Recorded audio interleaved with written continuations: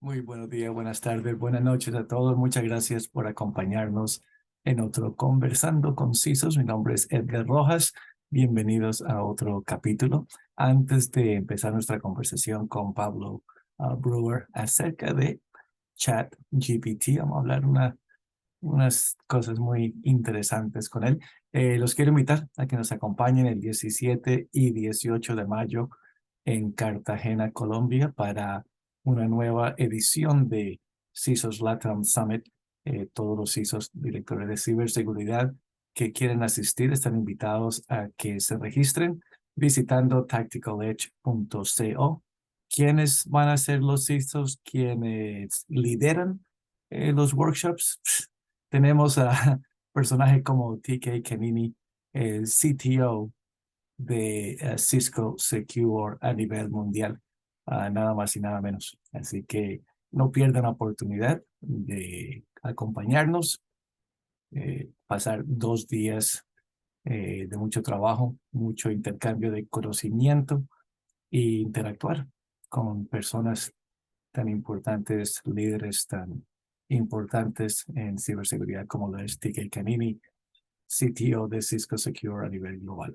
Bueno, comenzamos entonces con nuestra conversación acerca de chat GPT con Pablo Breuer, tacticaledge.co. Nos vemos en mayo. Chao. All righty, so here we are with Pablo. Pablo, welcome. Thank you so much for being with us in Conversando Concisos. How are you? I'm well, Ed. Thanks so much for having me. It's always fun to have these chats with you. It's appreciate that. So last week we had a conversation with Ryan English and Dave Maynard, who you know both of them from Cybery, and we were talking about how they've been using Chat GPT and how on a whim they've decided to ask, hey, write a C2 framework in Python, and the stupid thing did. And he was like, oh my God. And so we had a good conversation. And then the conversation that you and I have been having, and also with Mike Kaiser offline, it's been very interesting. And it has to do about copyright. And like with everything else, with all technology, especially new technology, there's always that sense of wonderment and abuse at the beginning. Is that what we're seeing right now? Yeah, it's kind of funny. I'm an old guy, right? And I happen to be at the National Security Agency working there when Metasploit hit, right? And the discussions were the same. I think my favorite quote from the time was, "Oh my goodness, this is like the ice cream man handing out dynamite to kids." Yeah. And they were afraid that, oh my goodness, they've got all these, exploits and all these backdoors, and now every kid out there is going to be a master hacker, right? Nation state threat. And so we go through these things, right, where it's, there's the wonder and the enjoyment, and then somebody asks a question, and then we start to get scared, and then, it's a whole lot of fear, uncertainty, and doubt, right? A lot of FUD. A lot of FUD. And the reality is it's somewhere in between, right? Like, yeah, we got to think about some things. So, I mean, for every example of, a kid using Chat GPT to write you a Python C2 framework, I'll give you an example of, legitimate programmer getting Chat GPT to go through their code and point out where the vulnerabilities are, right? Yes. And as we were saying offline also, right? I mean, there's a lot of stuff, and this is why I was scared, because you and Mike are making very good comments, right? Very good points about the misuse of this thing, about how new solutions are coming that will test watermark, right? And to test for plagiarism and what was created with ChatGPT and what wasn't. My question is, does it matter what was used to be created? Yeah, so those are different. Those are like academic and legal. Yeah, exactly. Right. Exactly. So the first panic button that was hit with Chat GPT is school teachers hitting the panic button because students are using this to write their essays as opposed to answering the prompt themselves. And yeah, I can kind of see that fear, but two things I'll say with that. Like, within a couple of weeks of that, there was this 22-year-old whose name escapes me up in Canada that wrote a ChatGPT detector, right? Yes. And OpenAI itself has said, listen, we're working on a ChatGPT output detector, right? So I think those things are going to happen. But I mean, realistically, again, I'm old, but when I was a kid and you had to do a, report for school, you got out the World Book Encyclopedia, right? You got to go to the library, through the films and all You that go to the stuff. library, you got out the encyclopedia and you kind of read it and you kind of sort of paraphrased it a little bit, right? I'm not going to go so far as to say it was plagiarism, but it's when you were a kid, in elementary school, grade school is a little bit different than when you're, in college. In college. So yeah, there's some of those things that are going to be recognizable, right? There's going to be a pattern. I'll tell you what really scares me about ChatGPT and using it for cyber. Yeah. And it's not ChatGPT, it's people. People scare me, right? And what scares me is people are lazy. Yes. Right? And so, if I can get ChatGPT to answer a question for me, right, I'm probably just going to believe it. Yes. Right? Most people are just going to believe it and they're not going to check it. And the problem is that it's not always right. And in some cases, it's not just wrong, it is horribly wrong. Okay. It is hilariously wrong. It is tragically wrong. And what concerns me is that people are going to go, well, I don't need to learn that. I'll just use ChatGPT. And so the learning is going to stop. And people are going to implement solutions without really knowing what they're implementing. But that's just a failure then of society and education, right? Because like you said, we're old school, right? And the way that I do it personally is I do my research first, and then I put that information into ChatGPT, and I ask her the questions, because that's what AI is there for, right? Connect the dots that I haven't seen and corroborate. But you're saying that other people do it backwards.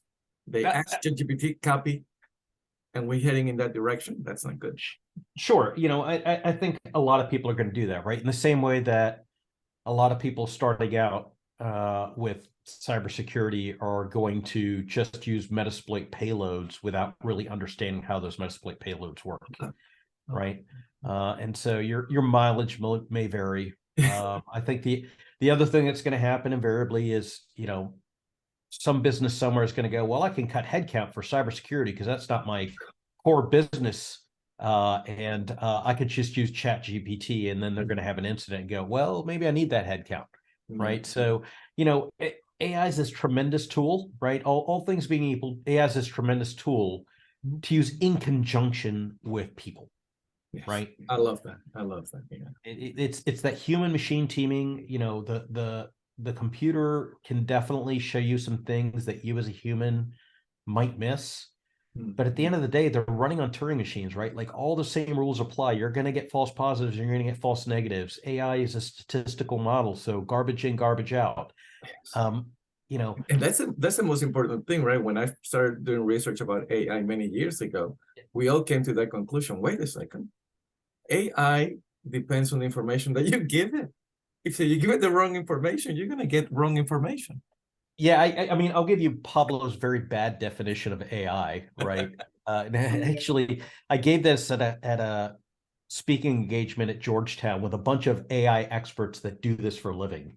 And nobody challenged me. As a matter of fact, I got a lot of head nods and chuckles. My definition of AI is a bunch of really neat statistical parlor tricks to fool silly people into thinking there's intelligence in a box. Oh my goodness. That's right.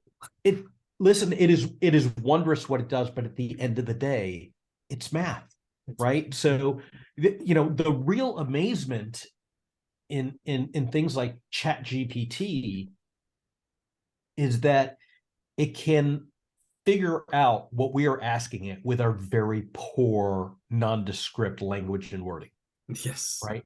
It makes that is it. But this whole thing, again, when Google first came out, It was the same thing. Right. People were decrying those like, oh, that's the end of education. Yeah. People are just going to Google all the answers. And we all know now, after having Google for, 30 years, that not so much, right? It's been that long already? It's getting there, right? I mean, let me ask ChatGPT. How long? right.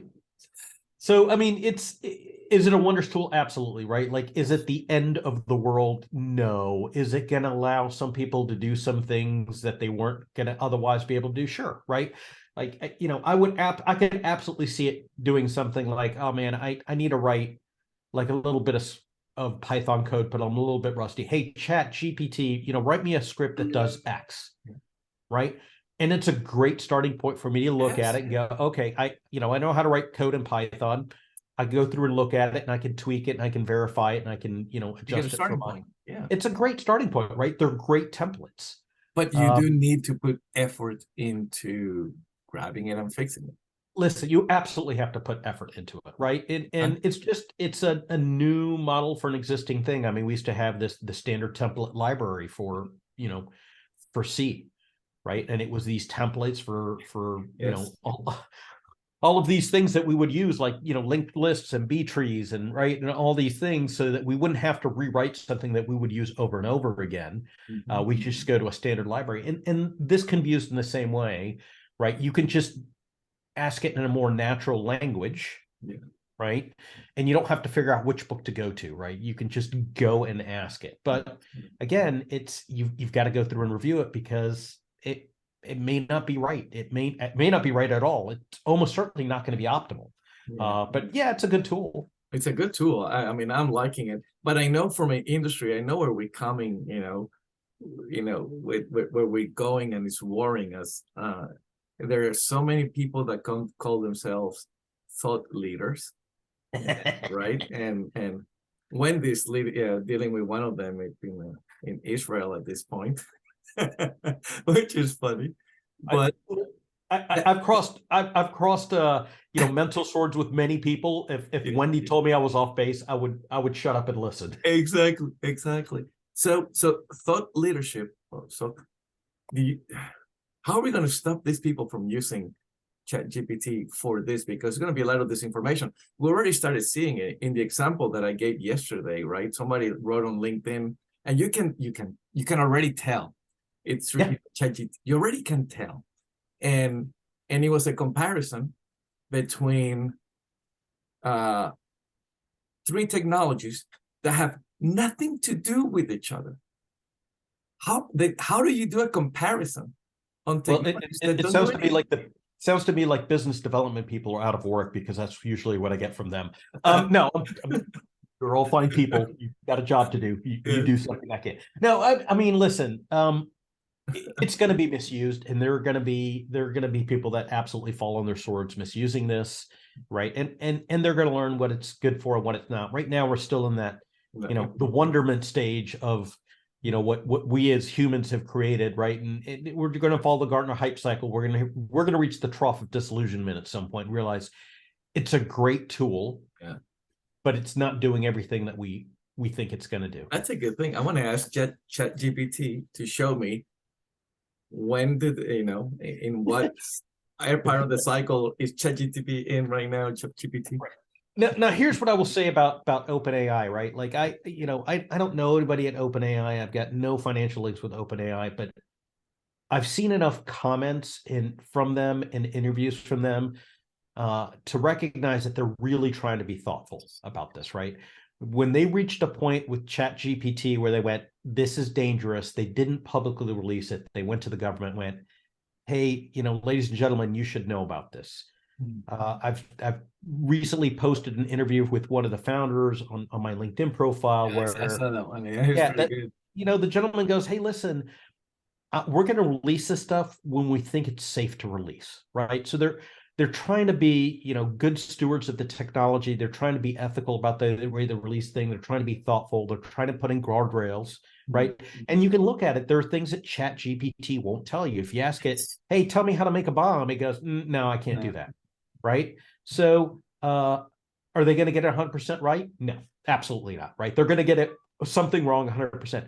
But are they trying to do the right thing, right? Are they trying to put in basic guardrails? Absolutely. And so I applaud them for that. And that's also the reason why they haven't released a ChatGPT detector. They said, we're working on it, but it's not ready for prime time. We'll release it when it's really at this point, it's not. It's kind of low priority. Yeah, I mean, that's the way that I see it, right? I'm using it for my own investigation, right? So and one of the things that I like about ChatGPT, I didn't know this, right?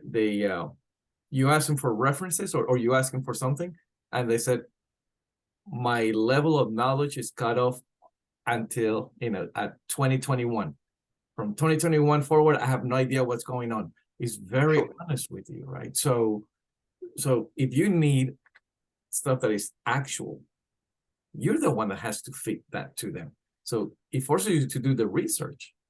Yeah. So there's one of the really fascinating things about AI, right, is it does learn, right? But there's a balance, right? If you have it continuously learning, then how do you error correct the learning so you don't end up with, again, Microsoft had this chat client called Tay.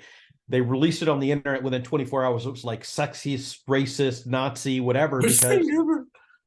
Because they said, hey, we're just going to learn from the populace, and we're bad people, right? So ChatGPT goes the other way and goes, listen, we're gonna halt the learning at an instant in time, right? And then at some point we'll update it. So if you want the absolute latest and greatest, that may or may not be the right answer. And so then the question is, well, how often do you update it? How do you choose? And when you read the FAQ for ChatGPT, they will tell you, OpenAI will tell you that they have bias in their training data. Yeah. And they freely admit it. Now, unfortunately, most people that are playing with ChatGPT don't know anything about AI and probably aren't going to read that portion. Right. But that's why you have, professionals that that work in this field to go, okay, just be aware that, hey, this cut off at 2021. So if you're trying to figure out what happened, 6 months ago in this field, you're not going to get that. And there's going to be some training bias, and that's going to show up in results that are also biased because the training data was biased. So I want to ask you a question in a second about an example of how you're using ChatGPT, because I know that you've been using it. I would like to hear how you're using it, with your mind. But here's a quick example of real life, right? I asked my son is dating this girl who's a PhD candidate in astrophysics and stuff like that.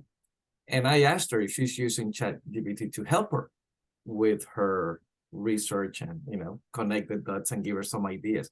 She said, yes, she's been playing with it just to understand new ways of looking at this stuff.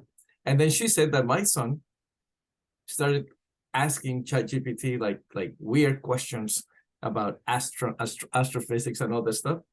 And she actually said to him, that's very interesting information ChatGPT is giving you. It's wrong, but it's very interesting. And that started me thinking, how the hell? Okay, that's interesting. So how do you use ChatGPT, and how do you verify that the information that you're getting is correct? Yeah, I mean, you do it the same way that you do with any other research, right? So you look for multiple sources, you cite sources. And so one of the challenges with ChatGPT, and it's something that I hope they fix in the future, is it doesn't attribute its sources where it gets its information from. Yes, I tried that because my wife asked me that, will it tell you? And so I asked, give me references for this.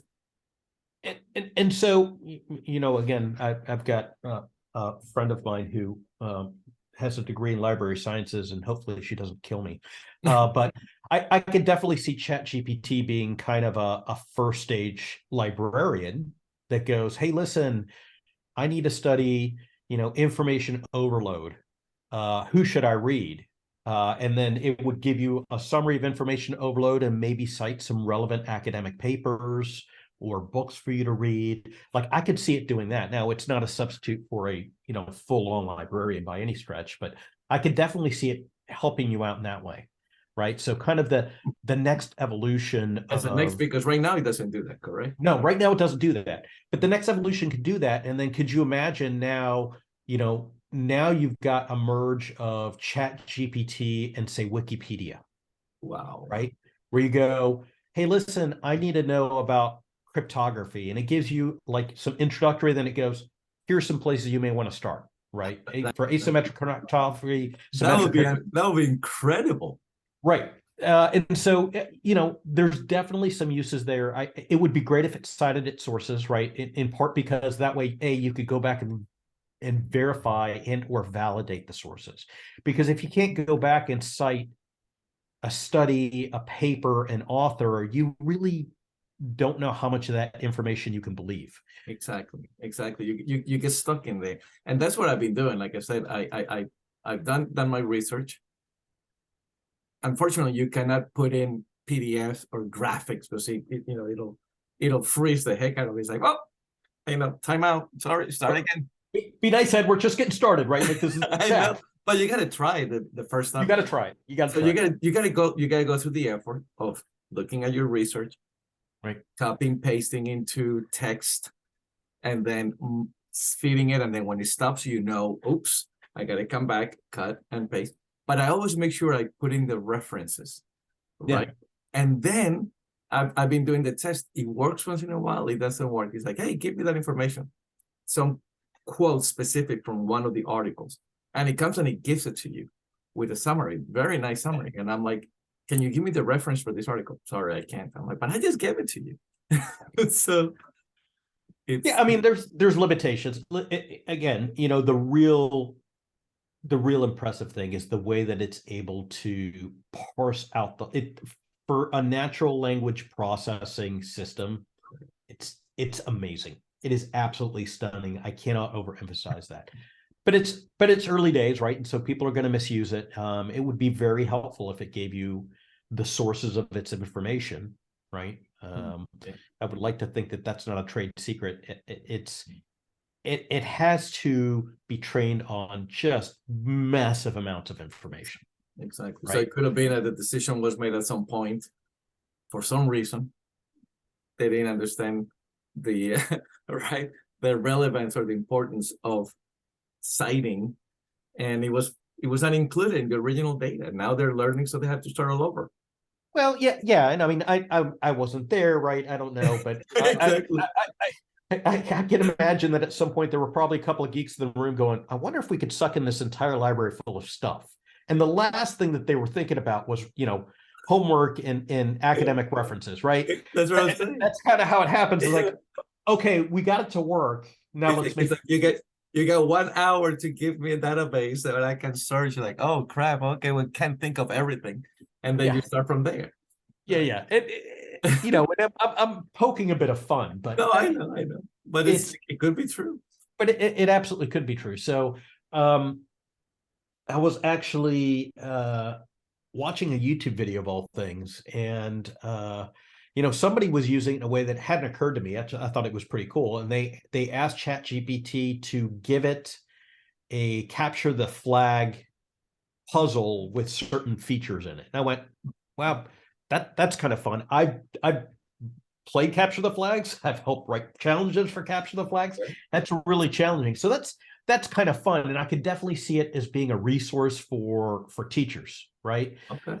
One of the things that happens invariably, specifically in tech, right, is that you want to alter the assignments, right? You want to alter the assignments for a couple of reasons. First of all, the technology changes, right? The relevant points change. And the other thing is, if you give the same test and the same assignments over and over, like this year's students get the answer from last year's students, right? Well, we've been doing time immemorial. Right. So, in the finest sense, I'm going to pull up the ladder behind me. No, but that this is a great opportunity for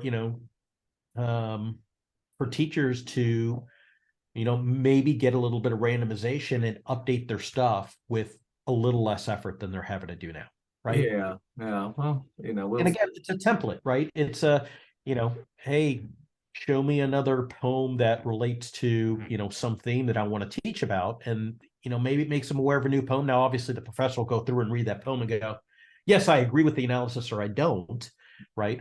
Or, maybe if you're teaching exploit development, you go, every semester you have it generate a new example for you, right? Then that's great, right? So it certainly can be used for that kind of stuff. So last question, because I know we have to go. Your field of expertise, deception technology, deception, and disinformation. How do you see, or do you see in the future, ChatGPT, or maybe now, being able to be used for that? Well, you certainly can ask it to write you a spear phishing email. Yes, I've seen that. Yes, yes. Right. You can see it do that. You can have it, generate false and fraudulent documents. You certainly can use it for that. The real danger is not in asking it to give you false stuff. The real danger is, what if you could alter the training data so that it would present things that it thought were true, right, and weren't. But right now, obviously, that's not possible because the training data, all that is locked in, and the only information that you can give it is for yourself and within the confines of the questions or the prompts. Right. And again, OpenAI, I think, is trying to be really ethical about this. But, Cathy O'Neil wrote this fantastic book called Weapons of Math Destruction. Of math, okay. Of math destruction. And it's all about how bias creeps into AI with catastrophic effects and spectacular failures. And it's a really easy read, right? It's not a bunch of math, computer sciencey stuff. It's so here's what was developed, and here's the story, and here were the hilarious results that occurred. And it's because you had, confirmation bias or some other sort of bias in your training data. There was a TED Talk, and again, I apologize, I can't remember who gave it. And it was talking about how people place an over-reliance on machines. And in this particular example, they were using an AI, and they were training an AI to detect if a picture was a wolf or a dog. And it misclassified a picture.